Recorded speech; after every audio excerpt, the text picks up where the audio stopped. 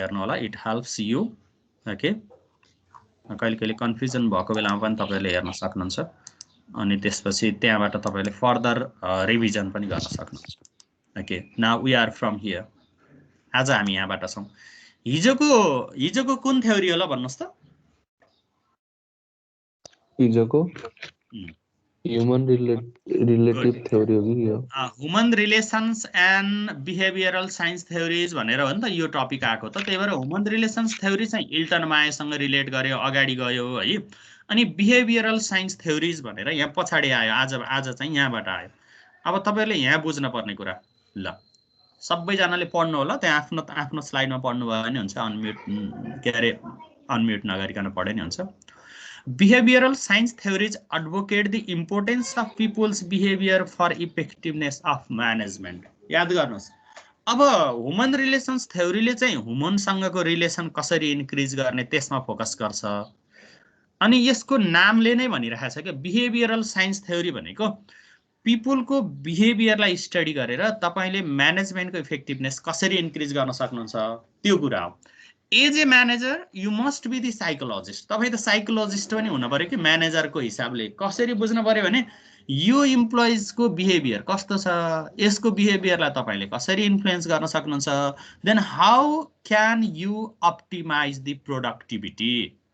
बुझ्नु भयो नि, अर्गनाइजेसनको प्रोडक्सन कसरी बढाउन सक्नुहुन्छ, उसको मन पढ्न सक्नु पर्यो, तपाईले बिहेभियर पढ्न सक्नु पर्यो, so that you can increase the effectiveness of the management. And another one is here, behavioral science theories mainly focuses on the motivation, leadership, communication and reward. ल हेर्नुस्, अब बिहेभियरल साइन्स थ्योरीले कसरी काम लगाउँदो रहेछ भन्नुस् त। तपाईहरु काम गर्ने ठाउँमा, तपाईहरुको वर्किङ इन्भाइरोमेन्टमा अथवा जुनसुकै अर्गनाइजेसनमा नि तपाईहरुले चेक गर्नुस्, त्यहाँ चाहिँ कर्मचारीहरुलाई मोटिभेसन गर्ने सिस्टम छ कि छैन, अनि उनीहरुलाई लिडरशिपको रोल दिने चलन छ कि छैन, कम्युनिकेसन छ कि छैन, रिवार्ड छ कि छैन। मोटिभेसन भनेको तपाई काम गर्ने ठाउँमा अथवा जुनसुकै ठाउँमा गएर पनि if you are motivating yourself to do the work, then at that time we can say that we have the motivating factors there है। लिडरशिप भनेको त्यहाँ काम गर्ने कर्मचारीहरुलाई पनि सर्टेन एक्सपेक्टको लिडरशिप गर्ने अथवा नेतृत्व गर्ने क्षमता दिने हो। अनि त्यसपछि कम्युनिकेसन हुन पर्यो र रिवार्ड सिस्टम हुन पर्यो। कम्युनिकेसन भनेको एकले अर्कासँग कम्युनिकेसन गर्ने, कुराकानी गर्ने अनि पुरस्कार दिने। अब बिहेभियरल साइन्स थ्योरीज भित्र we go through these theories. तीनवटा थ्योरीज छ। एउटा Abraham Maslow's need hierarchy theory, अर्को चाहिँ Douglas McGregor's XY theory, and another one is the Frederick Herzberg's two factor theory. तपाईले यो थ्योरी सुन्नु भएको थ्योरी हो कि फर्स्ट टाइम सुन्नु भयो ल भन्नुस् त? सुनेको थ्योरी हो। अब्राहम मास्लो त पहिला सुन्नु भएको थियो कि कतै? सुनेको थिएँ सर, बिजनेसमा। ल अब राम्रोसँग सुन्नुस् है, यो लेसन कस्तो टेक्निकल लेसन छ भने नि तपाई हामीले अनुमान गरेर अड्कल गरेर लेख्नै नमिल्ने खालको छ के। त्यही भएर राम्रोसँग बुझ्नु होला। मैले तपाईहरुलाई फोकस गरेर भनिरहेको छु एउटा कुरा, यो पेन्डेमिक सिचुएसन कति लामो जान्छ भन्ने फिक्स छैन। बुझ्नुभएको छ? अनि त्यसपछि पेन्डेमिक सिचुएसन यस्तै रहिराख्यो भने तपाईहरुको अनलाइन मोडलबाटै एक्जाम गर्ने युनिभर्सिटिजहरुले त्यो प्र्याक्टिस पनि गरिरहेका छन्। त्यस्तो पनि हुन्छ। त्यही भएर पढाइलाई चाहिँ एकदम प्रायोरिटी दिनुस्। एन्ड यो friends, those who are being absent here, you can convince them to take here up to this classroom है। साथीहरुलाई कन्भिन्स गर्नुस्, क्लासमा आउनुस् भनेर भन्नुस् है। किनभने तपाईहरुको क्लासमा आउनलाई समस्या छैन। 365 को डाटा प्याकेज लिनुभयो भने 1 महिनासम्मलाई काम गर्ने प्याकेजहरु पनि छ। तपाईले थाहा पाउनु भयो, देख्नु भयो होला, हाम्रो कलेजले नि शेयरिङ गरेको त्यो कुराहरु है। त्यसरी पढ्नलाई पुग्ने प्याकेज छ। पढ्न ल्याएको प्याकेजलाई के रे उतिर फ्री फायर तिर, टिकटक तिर, फेसबुक तिर खर्च गर्यो भने त पुग्ने कुरा भएन, पढाइलाई मात्रै पुग्छ। ओके, अब हामीले बुझ्नु पर्यो बिहेभियरल साइन्स थ्योरीजमा तीनवटा थ्योरी छ। Abraham Maslow's need hierarchy theory, अनि डगलास मैकग्रेगर्स XY थ्योरी, अनि Frederick Herzberg's two factor theory. अब यो थ्योरीको हामी डिटेलमा डिस्कसन गर्छौं। ल हेर्नुस्, Maslow's hierarchy of needs, Abraham मास्लोले बनाएको यो हायरार्की अफ नीड्स हो। राम्रोसँग बुझ्नुस् है। यहाँ एउटा ट्रायंगल छ बीचमा। तपाई हाम्रो नीड्स के रहेछ हेर्नुस् त। पहिला फिजियोलोजिकल नीड्स हुँदो रहेछ, सबले राम्रोसँग बुझ्नुस् है। घाँस, बाँस, कपास, फूड, कटन एन्ड सेल्टर, दे लाई अन्डर द फिजियोलोजिकल निड्स है, फिजियोलोजी निड्स भयो। अनि फिजियोलोजी निड्स भन्दा माथि गएपछि after having the food, cotton and shelter, after that people expect or people wants the security needs, त्यसपछि उसलाई सुरक्षा चाहिने रहेछ। बुझ्नुभयो? उसलाई सुरक्षा चाहिने रहेछ। अनि त्यसपछि बिलोङ्गिङनेस, बिलोङ्गिङनेस भनेको चाहिँ उसँग अरूसँग घुलमिल हुन सक्ने सोसाइटिकल नेचर, सोसल पर्सन हुन खोज्दो रहेछ त्यसपछि। अनि त्यसपछि स्टिम निड भनेको चाहिँ उसलाई चाहिँ एउटा के अरे आत्मसम्मान चाहिँदो रहेछ। स्टिम भनेको उसको पोजिसन देखिन पर्दो रहेछ कि त्यहाँ चाहिँ म यो हो नि भन्ने किसिमको त्यो पोजिसन, उसको पोस्ट, त्यो पनि चाहिँदो रहेछ। अनि अन्तिममा चाहिँ सेल्फ एक्चुअलाइजेसन भन्छ। यो सेल्फ एक्चुअलाइजेसन भनेको सबैभन्दा अधिकतम सन्तुष्टि हो, यो आत्मसन्तुष्टिको उच्चतम बिन्दु हो। तपाईहरुले के कुरा बुझ्नुस् यो ट्रायंगलबाट भने क्लियर हुनु होला। अहिले मलाई नजाने फेरि सोध्नु होला, कन्फ्युजन भयो भने।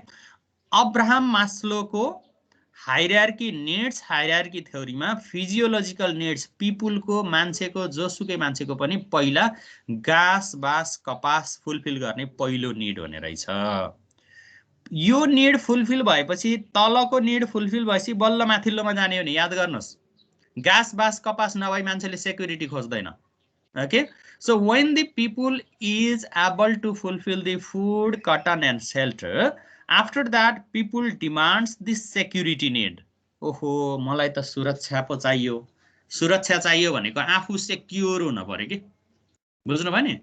अनि त्यसपछि सेक्युर भइसकेपछि अब तपाईलाई घाँस, बाँस, कपास पनि पुग्यो, सेक्युर पनि हुनुभयो। After that you wants to be the social person, belongingness चाहियो, त्यसपछि साथीहरू चाहियो। एन्ड आफ्टर द्याट अब यो सबै कुरा भयो, घाँस, बाँस, कपास फिजियोलोजिकल निड्स पनि भयो, सेक्युरिटी पनि भयो, बिलोङ्गिङनेस पनि भयो भने after that you want the esteem need or the people wants the esteem need. Esteem needs भनेको तपाईको स्ट्याटस हो, पोजिसन हो, बुझ्नुभयो नि, इज्जत, मान, प्रतिष्ठा हो। त्यसपछि यो खोज्नु हुँदो रहेछ।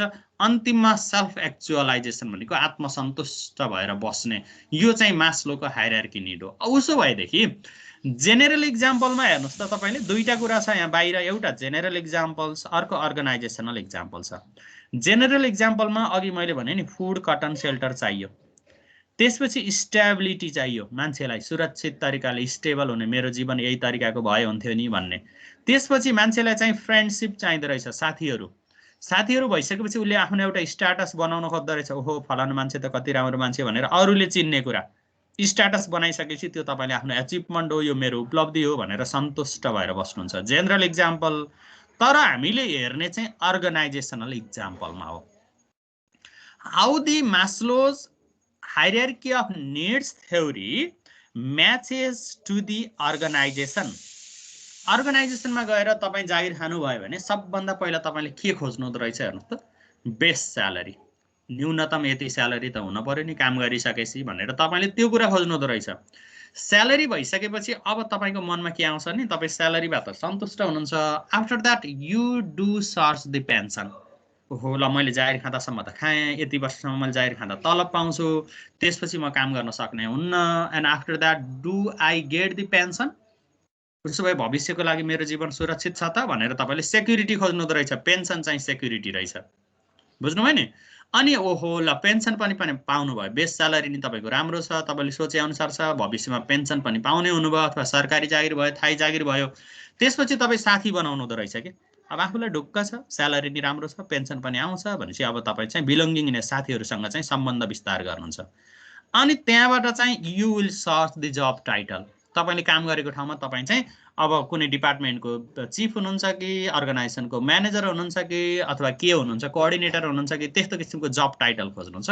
And after that you do want to have the challenging job. त्यसपछि तपाईले चाहिँ च्यालेन्जिङ जब गर्न खोज्नुहुन्छ। ल एकचोटि अब हामी यो अब्राहम मास्लोको निड हायरार्की थ्योरीमा डिस्कसन गरौँ त। मैले भनेको बुझ्नु भयो कि बुझ्नु भएन तपाईहरुले?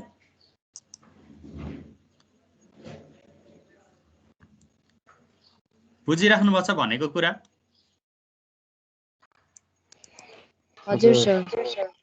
अब्राहम मास्लोको नीड हायरार्की थ्योरीमा जे कुरा छ नि, अहिले मैले तपाईहरुलाई सबै कुरा सोधिन, यहाँ पनि छ, स्लाइडमा पनि छ, भिडियो रेकर्डिङमा पनि हुन्छ, कपीमा पनि तपाईहरुले टिप्नु भयो होला, मैले आशा गरे। तपाईहरुले यसमा केही कन्फ्युजन छ कि छैन भन्नुस् त। यो बिहेभियरल साइन्स थ्योरी हो, यहाँ हेर्नुस् है, यो बिहेभियरल साइन्स थ्योरी, यो भित्र हामी अब्राहम मास्लोको थ्योरीमा डिस्कसन गरेछौं। अब्राहम मास्लोले एउटा यस्तो हायरार्की अफ निड्स बनाए। हायरार्की भनेको श्रृङ्खला हो के, यस्तो स्टेप स्टेप स्टेप, एउटा फुलफिल भएपछि अर्को, अर्को फुलफिल भएपछि अर्को, तलको फुलफिल नभए माथिको डिमान्ड हुन्न भनेको है। अनि हाम्रो जेनरल लाइफमा हुने कुरा यता छ, जेनरल एक्जाम्पल छ। अनि अब्राहम मास्लोकै निड हायरार्की थ्योरीलाई हामीले अर्गनाइजेसनमा लगेर कसरी म्याच गर्न सक्छौं भनेर यहाँ पनि देखायो, एरो पनि छ हेर्नुस्। अनि मैले तपाईहरुलाई एक्जाम्पल सहित पनि भने है, यो चाहिँ Abraham Maslow's need hierarchy theory हो। अब यति भइसकेपछि अब्राहम मास्लोको निड हायरार्की थ्योरीमा पनि धेरै कन्ट्रिब्युसन्स अथवा एडभान्टेजेसहरु अनि त्यसपछि लिमिटेशन्स अथवा डिसएडभान्टेजेसहरु हुन्छ सबै थ्योरीमा। किनभने एउटा थ्योरीको क्रिटिसाइज गरेपछि बल्ल अर्को थ्योरीको जेनेरेसन हुने हो। अब हामी एकचोटी त्यहाँ हेर्छौं है त। कन्ट्रिब्युसन्समा हेर्नुस्,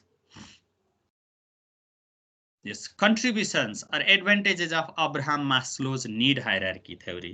if you do have book, मैले बुकबाटै टिपोट गरेर ल्याएको, तपाईले बुकमा पनि हेर्न सक्नुहुन्छ, अस्मिता पब्लिकेसनको बुकमा। के रहेछ त अब्राहम मास्लोको निड हायरार्की थ्योरीमा हेर्नुस् त। The first one, this theory highlights why a person behaves differently in different situation. हेर्नुस् त कस्तो कुरा भयो। अघि त धेरै स्टेप स्टेप स्टेप बनाएको नि हायरार्की बनाछ नि त। भनेपछि मान्छेले फरक फरक सिचुएसनमा फरक फरक किसिमले बिहेभियर गर्दो रहेछ के। सबैभन्दा पहिला त उसलाई बेसिक निड चाहिँदो रहेछ, त्यसपछि सेक्युरिटी चाहिँदो रहेछ, देख्नु भयो नि अघि तपाईहरुले, बिलोङ्गिङनेस चाहिँदो रहेछ, सेल्फ स्टिम चाहिँदो रहेछ, सेल्फ, अनि त्यसपछि एक्चुअलाइजेसन चाहिँदो रहेछ। भनेपछि फरक फरक अवस्थामा फरक फरक कुरा चाहिँदो रहेछ। जस्तै तपाईले एउटा कुरा बुझ्नुस्, तपाई सानो हुँदाखेरिमा चाहिँ सानो खेलौना ल्याइदिए हुन्थ्यो अथवा यो कुरा ल्याइदिए हुन्थ्यो भनेर तपाईले एक्सपेक्टेसन गर्नुहुन्थ्यो। अलि ठुलो क्लासमा गएपछि जस्तै आजभोलि चले अनुसार चाहिँ मोबाइल ल्याइदिए हुन्थ्यो भन्ने लाग्यो होला तपाईहरुलाई। अहिले आएर तपाईहरुलाई बाइक स्कुटी भए हुन्थ्यो भन्ने पनि लाग्यो होला, अथवा कुनै एउटा गतिलो संस्थामा जागिर खान पाए हुन्थ्यो भन्ने पनि लाग्यो होला। भनेपछि your needs or your behaviors depends upon the, or it differs as per the differs in the situation. Situation अनुसार फरक हुँदै जान्छ भनेको। Next one, it provides a comprehensive view of human needs. यसले चाहिँ मान्छेको आवश्यकतालाई एकदम विस्तृत रूपमा प्रस्तुत गरेछ।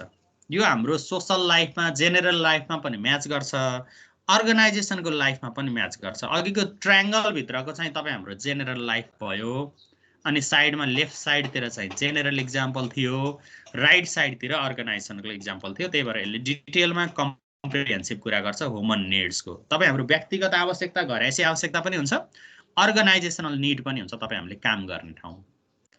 And next, it allows manager to analyze the unsatisfied need of employees for motivation purpose. अब तपाईले चाहिँ if you are the manager, तपाई म्यानेजर हुनुभयो, तपाई म्यानेजर हुनुभयो भने त तपाईले त अब तपाईको इम्प्लोइजहरुको डिसस्याटिस्फ्याक्सन कहाँनेर छ पत्ता लगाउन पर्यो नि त। जस्तै तपाईले के बुझ्नु पर्यो, बेसिक स्यालेरी पुरै दिनु भछ कि दिनु भछ छैन, दिनु भछ छैन भने त तपाईले त्यहीबाट सुरु गर्न पर्यो। दिनु भछ भने कर्मचारीहरुले पेन्सन खोजिरहेका छन्, त्यता जानु पर्यो हो। अनि त्यसपछि रिलेसन्सको कुरा खोजेछन्, पोस्टको कुरा खोजेछन्, च्यालेन्जिङ जबको कुरा खोजेछन् हो, त्यो कुराहरु कुन लेभलमा इम्प्लोइजलाई तपाईले राख्नु भछ, then how you can upgrade the wants of the employees, then you can know from this hierarchy. तीनटा कुरा, मेजर कुराहरु। Any confusion here? तपाईहरु कसैलाई कन्फ्युजन छ भने भन्नुस् यहाँसम्म। No sir. ल म अगाडि बढे है त। यो कन्ट्रिब्युसन्स र एडभान्टेजेसहरु भयो, त्यसपछि लिमिटेशन्स एन्ड डिसएडभान्टेजेस। ल अब लिमिटेशन्स डिसएडभान्टेजेस भनेको अब्राहम मास्लोको निड थ्योरीमा भएका ड्रब्याक्सहरु के होलान्, कमजोरीहरु के होलान्, तपाईहरुले नि यसो सोच्न सक्नुहुन्छ के। तपाईले सोचेको कुरा पर्छन् कि पर्दैनन् होला, म यहाँ देखाउँछु है त। Sorry, it is regarded as non-testable theory. याद गर्नुस् है। अब दोष लाउनेले दोष लगाइदिने हो के यो।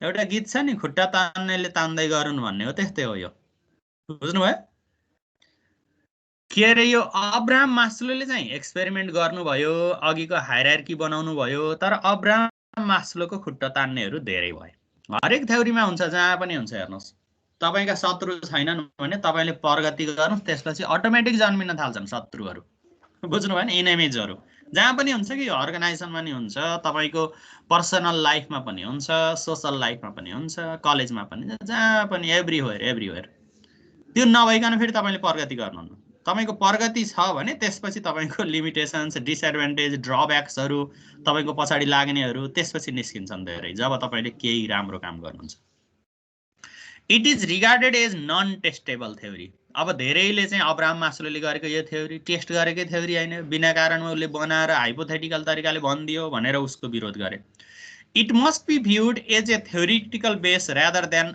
एब्स्ट्र्याक्सन फ्रम फिल्ड रिसर्च यो चाहिँ के हुन पर्थ्यो भने must be viewed as theoretical base यो चाहिँ एउटा थ्योरिटिकल बेसमा थ्योरी बनेर आउन पर्थ्यो एउटा सर्टेन फिल्डमा गएर फिल्डबाट ल्याएको कुराले मात्रै हुँदैन तपाईले एक ठाउँमा एक्सपेरिमेन्ट गर्नुभयो होला एउटा अर्गनाइजेसनमा हेर्नुभयो होला त्यसले सबैलाई फुलफिल गर्छ त्यसले सबै कुरालाई चाहिँ के रे रिप्रेजेन्ट गर्छ भन्ने हुँदैन यहाँबाट थ्योरी बनेन एउटा रिसर्च मात्रै गर्नुभयो तपाईले भनेर अब्राहम मास्लोको विरोध गरे next one this model is based on relatively small sample of subject okay फेरि अनदर डिसएडभान्टेज अथवा लिमिटेसन्स के भने अरूले भने नि अब्राहम मास्लोको जुन यो हायरार्की मोडल थियो नि यो चाहिँ स्मल स्याम्पल अफ सब्जेक्टमा तयार गरेको हो थोरै इम्प्लोइजहरुमा गरेको परीक्षण हो यो एउटा सर्टेन अर्गनाइजेसनमा यो इम्प्लिमेन्ट भयो होला but we can not implement this model throughout the country throughout the world throughout the